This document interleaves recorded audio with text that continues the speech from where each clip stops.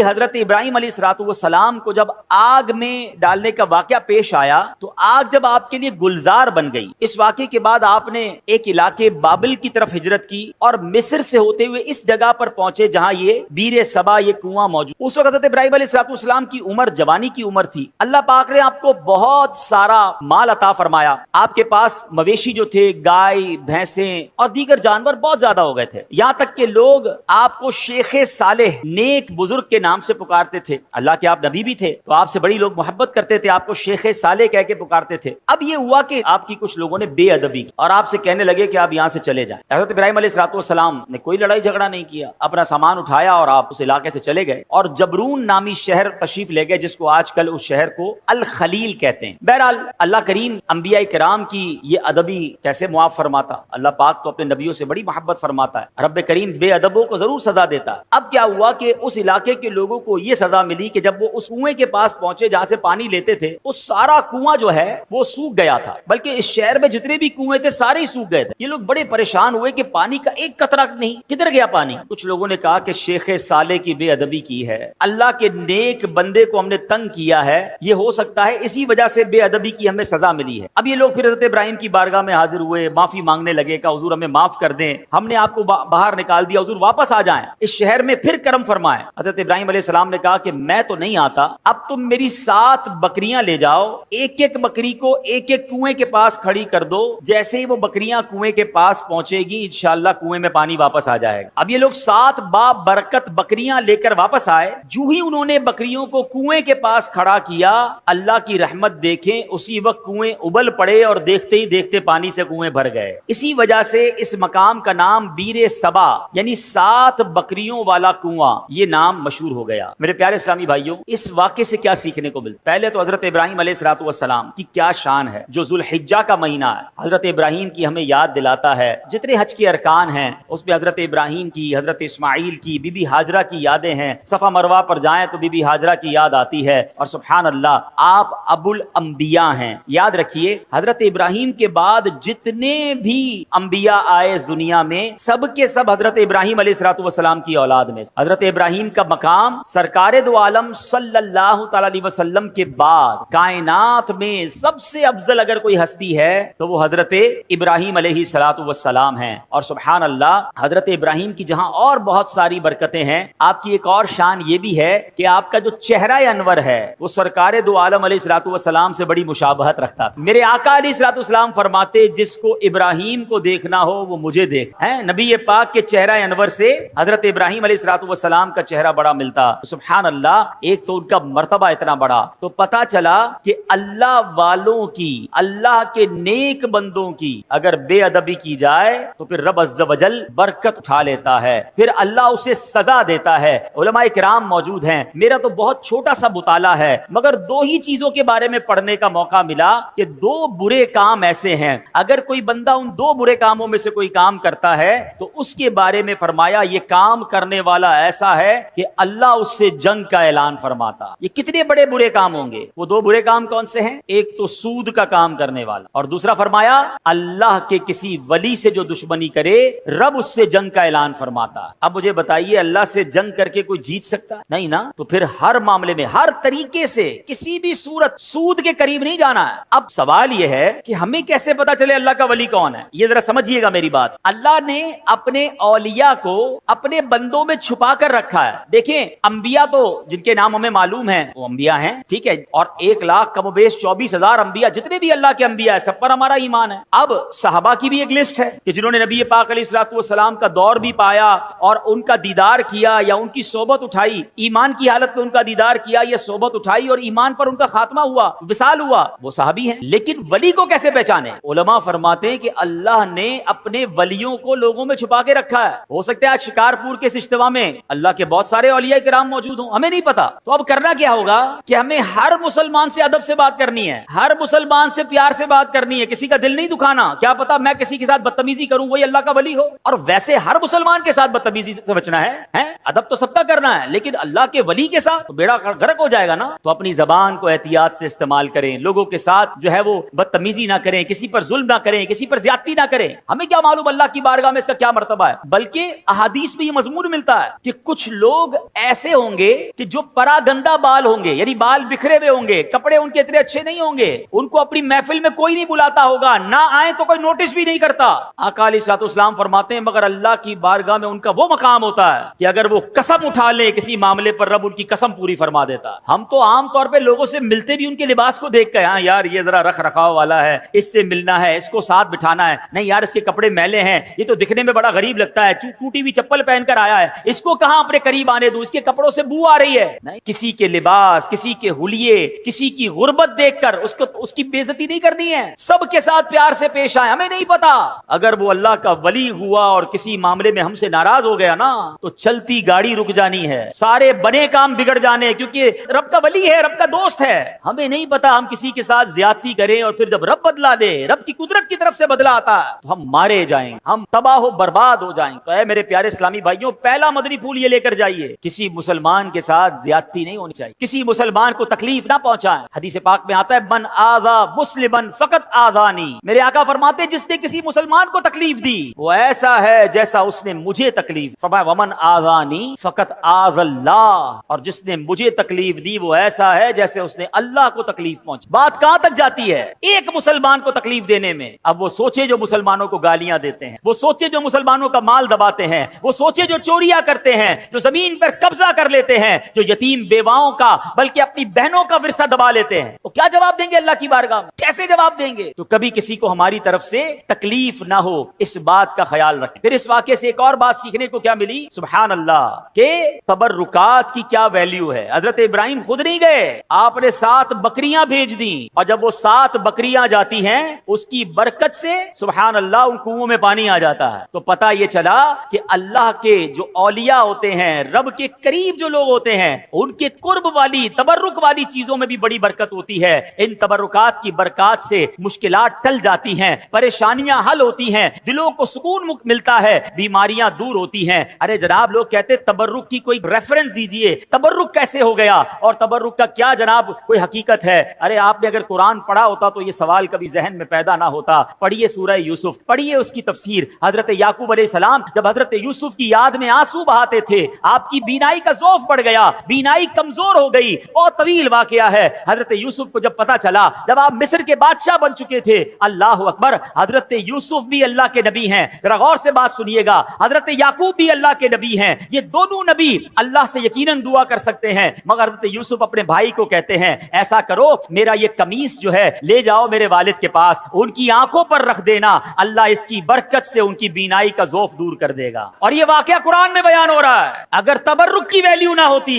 تو حضرت یوسف دعا فرماتے، یقیناً اللہ کے نبی ہیں، وہ دعا فرماتے، اللہ ضرور دعا کرم فرماتا، مگر سبحان اللہ یہ قرآن کا واقعہ بتا رہا ہے کہ اللہ والوں کی نسبت رکھنے والی چیز میں اللہ کریم نے اپنی رحمتوں سے برکت ڈالی ہے۔ تو تبرک کی اہمیت سمجھیے، اور اللہ والوں کا اگر کوئی تبرک مل جائے تو اس کا ادب کرنا چاہیے۔ ایک جملہ یاد کر لیجئے، با ادب با نصیب، اور بے ادب بد نصیب۔ جو ادب نہیں کرتا اس کو برکتیں نہیں ملتی۔ سبحان اللہ، حضرت ابراہیم کی بات چل رہی ہے، قرآن مجید فرقان حمید میں تبرکات کی بات ہو رہی ہے نا۔ آؤ ایک اور تبرک کے بارے میں بتاتا ہوں جس کا ذکر قرآن میں موجود ہے، اور جس تبرک کو دیکھنے کی بلکہ اس کے قریب نماز پڑھنے کی ہر مسلمان کے دل میں آرزو۔ اور وہ کون سا تبرک ہے؟ اللہ قرآن میں فرماتا ہے وَاتَّخِذُوا مِن مَّقَامِ إِبْرَاهِيمَ مُصَلًّى، اور اے مسلمانوں تم ابراہیم کے کھڑے ہونے کی جگہ کو نماز کا مقام بناؤ۔ مقام ابراہیم کیا ہے؟ ایک پتھر ہے، حضرت ابراہیم علیہ السلام اس پتھر پر کھڑے ہو کر کعبے کی آپ نے تعمیر فرمائی، اور سبحان اللہ یہ کمال کا پتھر ہے۔ اب دیکھیے آج شکارپور کے اس فیضان مدینہ میں ہم بیٹھے ہیں، اس کی چھت جب بنی ہوگی کسی انسان کا ہاتھ تو نہیں پہنچا ہوگا نا، کوئی نہ کوئی لفٹ لگائی گئی ہوگی، اس کے بعد وہ شٹرنگ لگاتے ہیں، مزدور اوپر چڑھتے ہیں اور چڑھ کر کام کرتے ہیں، اگلا فلور ہو تو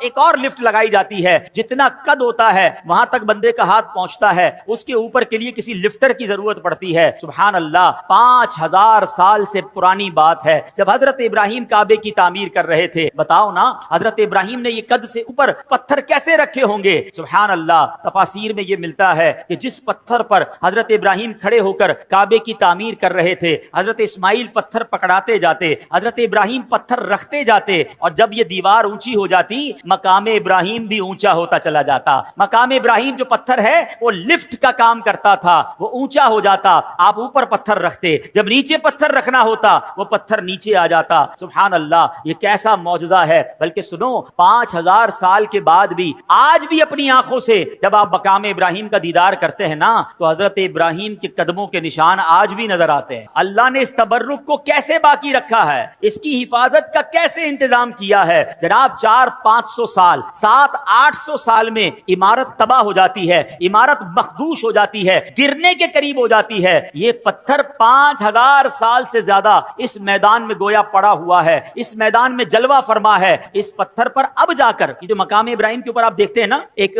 بہت خوبصورت سا گولڈن کلر کا ایک کیس بنا دیا گیا ہے, ایک اس کو حفاظت کر دی گئی ہے اس کی. یہ پہلے ایسا نہیں تھا, یہ 200-400 سال پہلے ہوا ہوگا. ہزاروں سال سے کھلے میدان میں یہ پتھر موجود ہے. ہزاروں بارشیں گزری, ہزاروں آندھیاں گزری, موسم آگے پیچھے ہوئے, مگر اس پتھر پر آج بھی حضرت ابراہیم کے قدموں کے نشان موجود ہیں. یہ کیسا معجزہ ہے کہ ہم اپنی آنکھوں سے دیکھ رہے ہیں. اب ذرا آگے چلیے, اب ذرا بتائیے, قرآن کہتا ہے اس مبارک پتھر کو مصلی بنایا جائے, مصلی بنانے کا حکم دیا. اس کا مطلب کیا ہوا کہ کعبے کے سامنے ایسی جگہ کھڑے ہو کر نماز پڑھو کہ مقام ابراہیم تمہارے اور کعبے کے درمیان میں آئے. یعنی جو طواف کے بعد جو نوافل پڑھے جاتے ہیں, جو جس کو واجب الطواف کہا جاتا ہے, وہ اس جگہ کھڑے ہو کر پڑھنا مستحب ہے. حضرت عبداللہ بن عمرو بن عاص فرماتے ہیں رحمت اللہ تعالی علیہ, خیر المسجد خلف المقام وعن یمین الامام, یعنی پوری زمین میں سجدہ کرنے کے لیے 2 جگہ بہترین ہیں. نمبر 1 مقام ابراہیم کے پیچھے, اور نمبر 2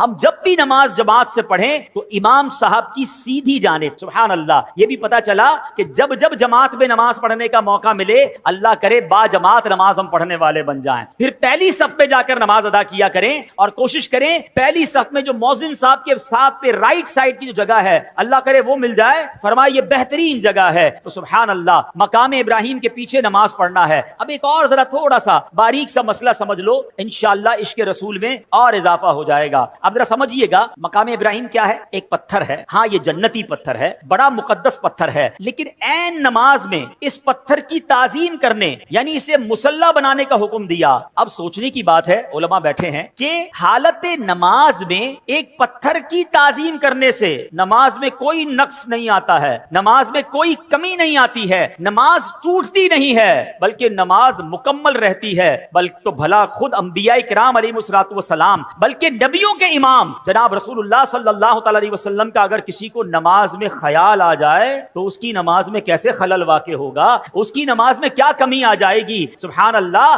سچ یہی ہے کہ حالت نماز میں نبی کی تعظیم کا خیال آنے سے نماز ٹوٹتی نہیں بلکہ کامل و اکمل ہو جاتی ہے. کسی عاشق نے کیا خوب کہا, کیا کرم کیا تیری یاد نے مجھے آ جگایا نماز میں, کیا کرم کیا تیری یاد نے مجھے آ جگایا میری نماز میں, میرے وہ بھی سجدے ادا ہوئے جو قضا ہوئے تھے نماز میں. اللہ اکبر, یعنی نبی پاک کی یاد اگر نماز میں آ جاتی ہے تو غفلت کی نیند اڑ جاتی ہے. اور سبحان اللہ, نماز کا تحفہ بھی تو نبی پاک نے ہمیں دیا ہے, نماز کی تعلیم بھی نبی پاک علیہ الصلوۃ والسلام نے ہمیں دی ہے. تو سبحان اللہ, یہ ہے جناب تبرکات کی حیثیت اور تبرکات کی برکت. اللہ سے دعا کرتے ہیں رب کریم ہمیں مکہ پاک کی حاضری عطا فرمائے, حج کی سعادت نصیب فرمائے, مقام ابراہیم کا دیدار نصیب فرمائے, اور مقام ابراہیم کے پاس نماز ادا کرنا بھی نصیب فرمائے. ہاں ایک مسئلہ بتا دیتا ہوں, جب یہ فضیلت سنتے ہیں نا تو ہمارے کچھ حاجی صاحبان سمجھتے ہیں, چاہے وہ عمرے پر جائیں یا حج پہ جائیں, کہ جناب اب تو بالکل مقام ابراہیم کے پیچھے نماز پڑھیں گے تو نماز ہوگی, ورنہ نماز ہی نہیں ہوگی. اب اس کے لیے وہ جناب طواف روک کر 4-5 بندے ہاتھ باندھ لیتے ہیں کہ نہیں بھائی ادھر ہی نماز پڑھنی ہے. اب اس پہ ہزاروں لوگ گزر رہے ہوتے ہیں, اور اب ماشاءاللہ طواف میں تعداد بھی زیادہ ہوتی ہے. تو اگر مقام ابراہیم پر آپ کو جگہ نہ ملے تو حرم پاک میں جہاں بھی جگہ ملے آپ وہاں پر واجب الطواف جو ہے, جو نماز کے نوافل ہیں طواف کے, وہ ادا کر سکتے ہیں. وہ کہیں بھی ادا کر لیں, مقام ابراہیم پر جا کر ادا کرنا ضروری نہیں ہے. بہرحال میرے پیارے اسلامی بھائیوں, حضرت ابراہیم کا ذکر خیر ہو رہا ہے. ایک مرتبہ حضرت ابراہیم علیہ الصلوۃ والسلام سمندر کے کنارے سے گزر رہے تھے. آپ سبحان اللہ, آپ علیہ الصلوۃ والسلام نے دیکھا کہ ایک لاش پڑی ہوئی ہے. حالت یہ ہے کہ سمندر کی مچھلیاں بھی اسے نوچ رہی ہیں اور پرندے بھی اس کا گوشت کھا رہے ہیں. یہ دیکھ کر حضرت ابراہیم علیہ الصلوۃ والسلام کو بڑی حیرت ہوئی. ویسے حضرت ابراہیم علیہ الصلوۃ والسلام کا ایمان اور یقین کتنا پختہ تھا, اس پر تو کوئی کلام نہیں ہو سکتا. آپ جیسا کامل ایمان والا کون ہو سکتا ہے؟ یہ تو صرف ایک حیرانی تھی کہ یہ لاش جب کئی سارے ٹکڑوں میں بٹ گئی ہے, اس کا کچھ گوشت مچھلیوں کے پیٹ میں چلا گیا ہے, کچھ پرندوں کے پیٹ میں چلا گیا ہے, کچھ پانی میں لگ کر گل گیا ہے. ایک لاش کے اتنے سارے ٹکڑے بٹ گئے ہیں, قیامت آنے میں ابھی صدیاں باقی ہیں. حیرت کی بات یہ کہ اللہ کیسے قیامت کے دن مردوں کو زندہ کرے گا, اور یہ سارا گوشت جو اس کا है इसके जिस्म पर वापस आ जाएगा। सुभान अल्लाह, आपने रब करीम की बारगाह में सवाल किया, रब्बी अरिनी कैफ तुह्यिल मौता, ऐ मेरे रब तू मुझे दिखा दे कि तू मुर्दों को किस तरह जिंदा फरमाएगा। अल्लाह अकबर। अब आपका ईमान तो मजबूत है मगर आंखों से देखना चाहते हैं। इस पर कोई एतराज कर सकता था कि शायद हजरत इब्राहिम को कोई शक था, लिहाजा अल्लाह पाक ने हजरत इब्राहिम अलैहिस्सलाम की जबानी ही जवाब दिलवाया। इरशाद हुआ, अवलम तुमिन, क्या तुझे यकीन नहीं? हजरत इब्राहिम ने अर्ज किया, बला वलाकिन लियत्मइन्न कल्बी, यकीन क्यों नहीं मगर ये चाहता हूं कि मेरे दिल को करार आ जाए, अपनी आंखों से देखना चाहता हूं मौला तेरी कुदरत कैसी है। सुभान अल्लाह, मैं देखना चाहता हूं, मुझे इल्मुल यकीन हासिल है, मुझे ऐनुल यकीन यानी आंखों से देखकर मजीद पक्का यकीन हासिल करना चाहता हूं। सुभान अल्लाह, रब्बे करीम ने क्या हुक्म दिया,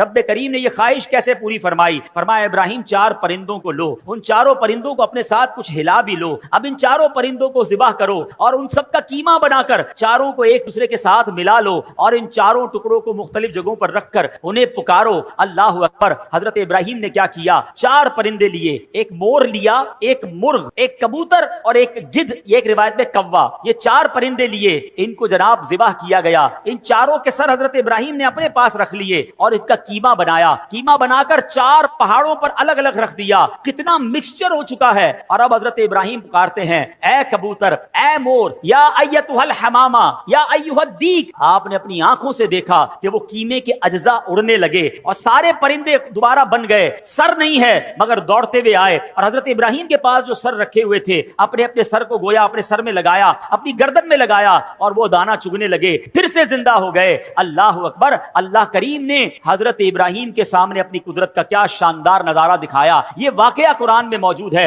मगर सुभान अल्लाह, इस वाकये से हमें बहुत सारी बातें सीखने को मिलती हैं। पहली बात तो ये सीखने को मिली है कि मेरे रब कुदरत कैसी है, मेरा रब जो चाहे वो करने पर कादिर है। इन्नल्लाह अला कुल्लि शैइन कदीर। और दूसरी बात कि हजरत इब्राहिम ने परिंदों को पुकारा है। कुरान कहता है, ए इब्राहिम इन परिंदों को पुकारो, और आपने पुकारा, या अय्युहद्दी, या अय्यतुहल हमामा, ए कबूतर, ए गिद्ध, ए मोर, चारों परिंदों को पुकारा। सवाल यह है, परिंदे तो मर चुके थे बल्कि उनका तो कीमा भी बन चुका था, तो कीमा बने हुए मरे हुए परिंदों को पुकारना जायज या कहकर पुकारना जायज? तो अगर आज कोई इश्क रसूल में डूबकर या रसूल अल्लाह कहे है, उसको तो कोई प्रॉब्लम नहीं किसी को होनी चाहिए है। अल्लाह के नबी पुकार रहे, कुरान में रब फरमा रहे पुकारो।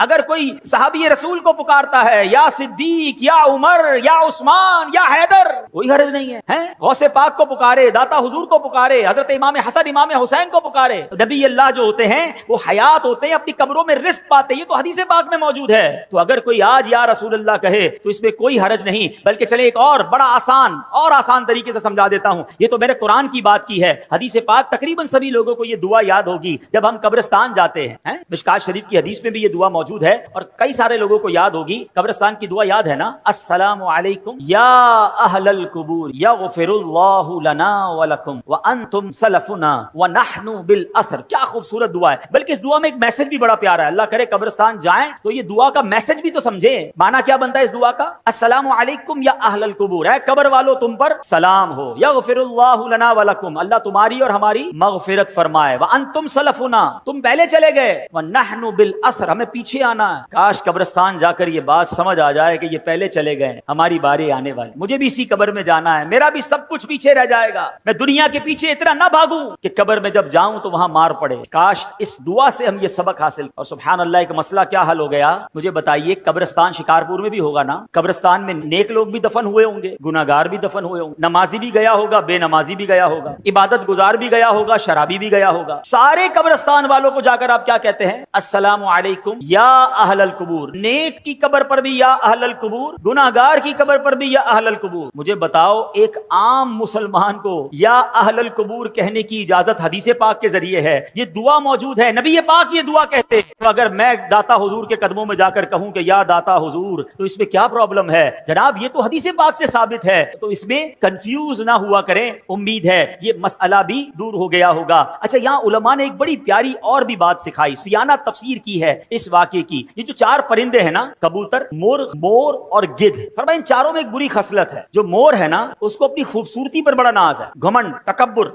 जो मुर्ग है उसमें बड़ी शहवत होती है। फरमाया कबूतर भी जो है अपनी ऊंची उड़ान पर बहुत ज्यादा गुरूर करता है, और गिद्ध जो है उसके अंदर बड़ी लालच होती है। क्या खूबसूरत बात उलमा कहते हैं, ये 4 बुरी आदतें हैं। हजरत इब्राहिम ने ज़िबा किया کیا نا ان 4 پرندوں کو. اگر تم بھی اپنے دل سے ان 4 بری عادتوں کو نکال دو, ان 4 بری خصلتوں کو ذبح کر دو, اس رب کریم نے 4 مرے ہوئے پرندوں کو زندہ کیا تھا, وہ تمہارے مردہ دل کو بھی زندہ فرما دے گا. تمہارے دل میں بھی نور علی نور ہو جائے گا. بس ان بری خصلتوں سے اپنے آپ کو بچانا ہے. سبحان اللہ. اب ایک اور بات سیکھنی ہے اس وقت جو آج کے دور میں بڑی امپورٹنٹ ہے. حضرت ابراہیم کا ایمان کتنا مضبوط ہے, پہلے یہ بات سمجھنا. ان کے ایمان کا صدقہ اللہ عطا فرما دے. ایسا ایمان تھا کہ اتنی بڑی آگ میں آپ کو ڈالا جا رہا تھا. آپ کی عمر کتنی تھی اس وقت؟ 18-20 سال. فرشتے آئے تھے آپ کے پاس, اے ابراہیم ہمیں کہیے ہم بارش برسا دیتے ہیں. ہوا کا فرشتہ آیا, اے ابراہیم آپ کہیں تو ہوا چلا کر آگ بجھا دیتے ہیں. آپ نے کہا نہیں, مجھے تم میں سے کسی سے حاجت نہیں. جب بالکل آگ میں پھینکا جانے لگا,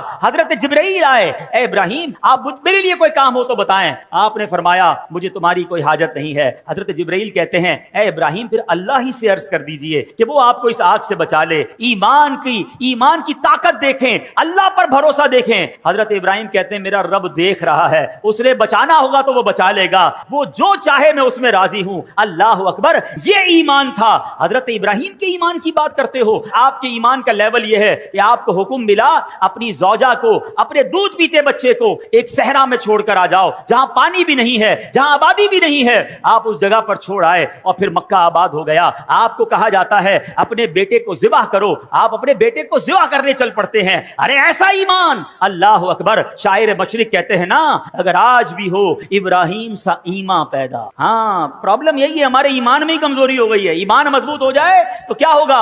وہ کہتے ہیں اگر آج بھی ہو ابراہیم سا ایمان پیدا, آگ کر سکتی ہے انداز گلستان پیدا. آج بھی آگ باغ بن سکتی ہے. آپ غم کی آگ میں ہے نا, پریشانی کی آگ میں ہے, اگر کسی اور مصیبت میں ہے, اپنا ایمان مضبوط کر لو, اپنا عقیدہ مضبوط کر لو, اللہ پر بھروسہ مضبوط کر لو, تمہاری غموں کی آگ جو ہے وہ آج گلزار بن جائے گی. مگر سمجھ یہ آیا کہ حضرت ابراہیم علیہ السلام کو اپنے ایمان کو مزید مضبوط کرنا تھا. سیکھنے کو یہ ملا کہ ہمیں بھی یہ کام کرتے رہنا ہے کہ ہمارا ایمان بھی مضبوط ہو جائے, کہیں ایمان کمزور نہ ہو جائے. ایمان کی فکر کرنی ہے. حدیث پاک میں آیا ایک زمانہ آئے گا آدمی صبح کو مومن ہوگا, شام کو کافر ہوگا, اور شام کو مومن ہوگا تو صبح کافر ہوگا. آج کل تو جناب طرح طرح کے فتنے ہیں, ایمان کے ڈاکو گھوم رہے ہیں. معاذ اللہ کوئی عقیدہ ختم نبوت پر اٹیک کر رہا ہے, کوئی جناب ہمارے اولیاء کرام صحابہ کرام کے ہمارے جو ان سے تعلق ہے اس پر اٹیک کر رہا ہے, کوئی جناب انبیاء کرام کے بارے میں معاذ اللہ ہمارے دل سے محبت نکالنے کی کوشش کر رہا ہے. اور آج سوشل میڈیا کا زمانہ ہے, جس کو دیکھو سب کو سننے کا شوق ہے. نہ کرنا ایسا میرے پیارے اسلامی بھائیوں, جو لوگ ہمیں انبیاء کرام صحابہ کرام اولیاء کرام سے دور کرنا چاہتے ہیں, اور آج کے دور میں علماء کرام سے دور کرنا چاہتے ہیں, جنہوں نے ہمیں جوڑ کر رکھا ہے اس دین کے ساتھ. ہمیں ان لوگوں کی بات نہیں سننی چاہیے. ایمان کی حفاظت کی فکر کیجئے, کیونکہ یہی بات اعلیٰ حضرت نے آج سے 100 سال پہلے سمجھا کر گئے. میرے رضا کہتے ہیں سونا جنگل رات اندھیری چھائی بدلی کالی ہے, سونے والوں جاگتے رہیو چوروں کی رکھوالی ہے. آنکھ سے کاجل صاف چرا لیں یا وہ چور بلا کے ہیں. کیسا محاورہ استعمال کیا, آنکھ سے کاجل کون چرا سکتا ہے؟ آنکھ کے اندر ہی کاجل ہوتا ہے نا. کہاں بڑے مکار چور ہیں, ایسی چالیں لے کر آئیں گے, دین کی بات کر کے تمہارا دین لے جائیں گے, ہیں علم کی بات کر کے تمہیں علم دین سے دور کر دیں گے, تمہیں کہیں گے قرآن ہی تو سنا رہا ہوں, مگر تمہیں اللہ رسول کی محبت سے آری کر دیں گے. اے میرے پیارے اسلامی بھائیوں, اب جاگنے کا دور ہے, سمجھنے کا دور ہے. کیا کہتے ہیں, آنکھ سے کاجل صاف چرا لیں یا وہ چور بلا کے ہیں, تیری گٹھڑی تاکی ہے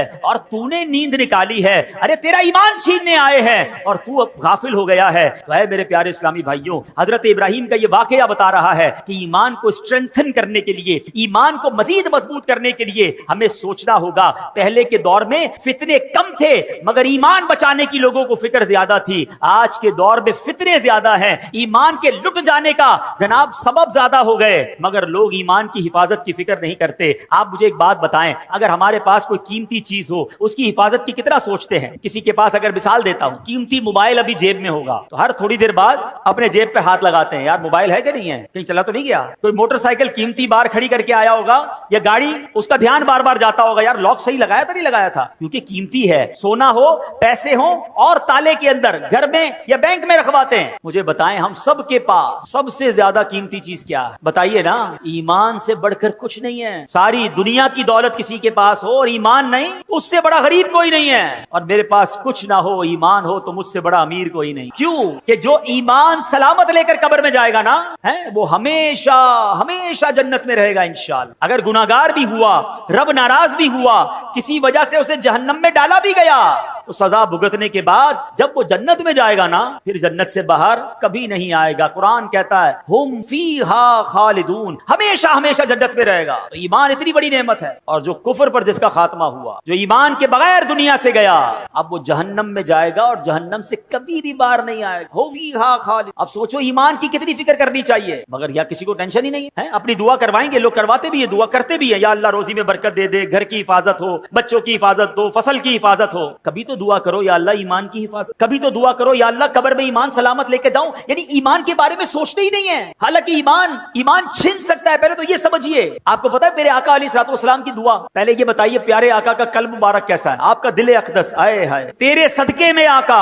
سارے جہان کو دین ملا، جن کے صدقے ہمیں ایمان ملا، وہ دعا کرتے تھے۔ وہ دعا کیا تھی؟ یا مقلب القلوب ثبت قلبی علی دینک، اے دلوں کو پھیرنے والے میرے دل کو تیرے دین پر ثابت قدمی عطا فرما۔ یہ اللہ کے نبی دعا ہماری تعلیم کے لیے فرماتے، ہمیں ٹینشن ہی کوئی۔ ایمان کی مضبوطی کے بارے میں سوچئے، اب کیسے ایمان مضبوط ہو، آئیے سنتے ہیں۔ حدیث پاک میں ہے لا یؤمن احدکم حتی اکون احب الیہ من والدہ وولدہ والناس اجمعین۔ آقا فرماتے تم میں سے کوئی بھی اس وقت تک کامل ایمان والا نہیں ہو سکتا جب تک مجھے اپنے والدین، اولاد اور سب لوگوں سے بڑھ کر محبوب نہ بنا لے۔ ایمان کیسے مضبوط ہوگا؟ نبی پاک سے سچی محبت، سب سے زیادہ محبت، خالی نعرے نہیں۔ غلامی رسول میں موت بھی قبول ہے، بہت اچھا نعرہ۔ جس کو موت قبول ہے اس کو نماز کیوں قبول نہیں؟ اس کو حرام روزی چھوڑنا قبول نہیں ہے، اس کو بے حیائی کے کام چھوڑنا قبول نہیں ہے، جوئے اور شراب میں پڑے میں کہتے غلامی رسول میں موت کی۔ خود سوچئے نا، سچی محبت۔ مومن کامل کب ہوگا؟ جب نبی پاک سے سچی اور سب سے زیادہ محبت ہوگی۔ ایک اور ایمان مضبوط کرنے والے کام سنیں، آقا فرماتے ہیں اوثق عر الایمان الحب فی اللہ۔ آقا فرماتے ہیں اللہ پاک کی رضا کے لیے اللہ پاک کے بندوں سے محبت کرنا ایمان کی سب سے مضبوط رسی ہے۔ تو پتہ چلا اللہ کے نیک بندوں، ولیوں، صحابہ، اہل بیت سے محبت کرنا، ان سے اپنا روحانی تعلق مضبوط کرنے سے ہمارا ایمان پکا ہو۔ اللہ والوں سے محبت کریں، اللہ کے بندوں سے محبت کریں، دشمنیاں چھوڑ دیں۔ ایک اور حدیث پاک نبی پاک علیہ الصلوۃ والسلام فرماتے ہیں تم میں سے کوئی بھی اس وقت تک کامل مومن نہیں ہو سکتا جب تک اس کی خواہشات میرے لائے ہوئے دین کے تابع نہ ہو جائیں۔ یعنی خواہشات پر نہیں چلنا ہے، میری خواہشات، میری تمنائیں سب پیچھے ہیں، پہلے میرا دین ہے، پہلے میرا مذہب ہے، پہلے اسلام ہے۔ لوگ کہتے ہیں یار سب چلتا ہے، بچوں کی خوشی میں سب چلتا ہے۔ نہیں میرے پیارے اسلامی بھائیوں، اپنی خواہشات کو مٹا کر اسلام پر عمل کرنا یہ ایمان کو مضبوط کرتا ہے۔ ایک اور حدیث پاک سنیں جو آج کے دور میں بڑی ضروری ہے۔ میرے آقا فرماتے صلی اللہ علیہ وسلم لا یؤمن احدکم حتی یحب لاخیہ ما یحب لنفسہ۔ تم میں سے کوئی بھی اس وقت تک کامل مومن نہیں ہو سکتا جب تک اپنے بھائی کے لیے بھی وہی پسند نہ کرنے لگے جو اپنے لیے پسند کرتا۔ اب کیا حال ہے؟ کیا آپ پسند کرتے ہیں آپ کی بے عزتی ہو؟ کیا آپ پسند کرتے ہیں آپ کو کوئی دھوکہ دے؟ کیا آپ پسند کرتے ہیں کہ آپ کا دل دکھایا جائے؟ کیا آپ پسند کرتے ہیں کہ آپ کے ساتھ ملاوٹ کر کے کوئی مال بیچے، آپ کا مال دبا لے؟ جب آپ اپنے لیے پسند نہیں کرتے تو آپ دوسرے کے لیے بھی یہ پسند نہ کریں۔ آپ بھی دوسروں کی عزت کریں، آپ بھی دوسروں کے ساتھ سچ بولیں، آپ بھی کسی کو دھوکہ نہ دیں، کیونکہ مومن وہ جب تک نہیں ہو سکتا جو اپنے لیے پسند کرے وہ اپنے بھائی کے لیے پسند نہ کرے۔ تو اے میرے پیارے اسلامی بھائیوں، ہمیں یہ بات سیکھنی ہے کہ اگر ایمان کو مضبوط کرنا ہے تو ان حدیثوں کو مضبوط کریں، ان احادیث پر عمل کریں۔ تو اے میرے پیارے اسلامی بھائیوں، ہمیں ان باتوں پر عمل کرنا ہے۔ اب اگلے چند دنوں کے بعد وہ مہینہ آ رہا ہے جس مہینے کو ذو الحجہ کا مہینہ کہا جاتا ہے، اور یہ کتنا مبارک مہینہ ہے۔ سرکار دو عالم صلی اللہ علیہ وسلم کا فرمان ما من ایام العمل الصالح فیہا احب الی اللہ من ہذہ الایام۔ کوئی دن نہیں ہے کہ جس کا نیک عمل کرنا اللہ کے ہاں ان 10 ایام سے بڑھ کر محبوب ہو۔ یعنی عام دنوں میں نیکی کی جائے وہ بھی اللہ کو بڑی پیاری ہے، لیکن عام دنوں کی نسبت ذو الحجہ